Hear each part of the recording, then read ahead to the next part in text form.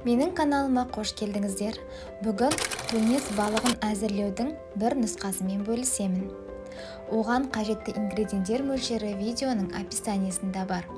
Алдымен соевый соусқа кунжутное масло, бал, имбирь, чеснок, жасыл жуа, сонымен қатар қантты қосып, жақсылап массамыз бір келкі болғанша араластырамыз.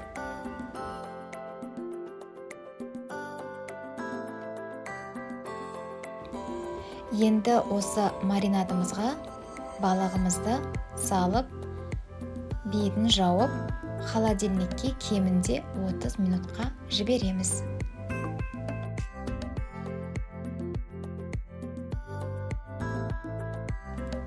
Уақыт өткен соң холодильниктен балығымызды алып, маринадты жан-жағына жақсылап жағып, оны қуыруға дайындаймыз. Ол үшін ақ және қара кунжутты араластырып, балығымызды жақсылап аунатып, қызып тұрған табаға қуырамыз.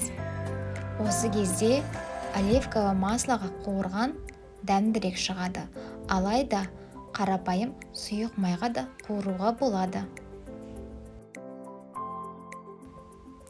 Балығымызды жақсылап қуырамыз.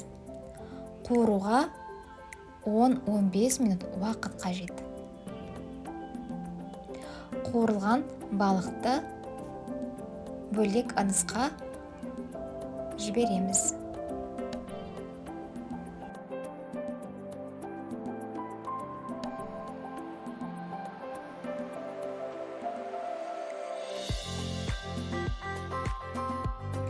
Балықты қуырған соң табамызға маринадтың қалғанын құйып, жақсылап қайнатамыз.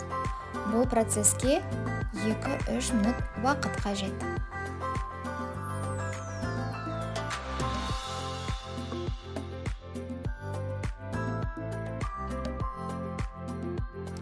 Енді балығымызбен бірге берілетін соусты әзірлейміз.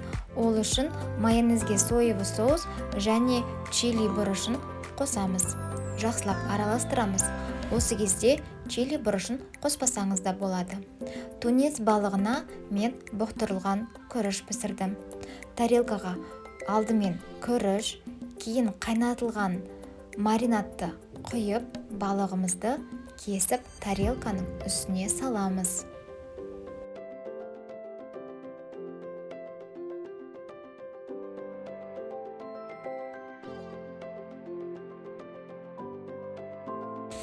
Сонымен қатар бұл асқа мен шпинат жапырағы мен авокадоны қостым.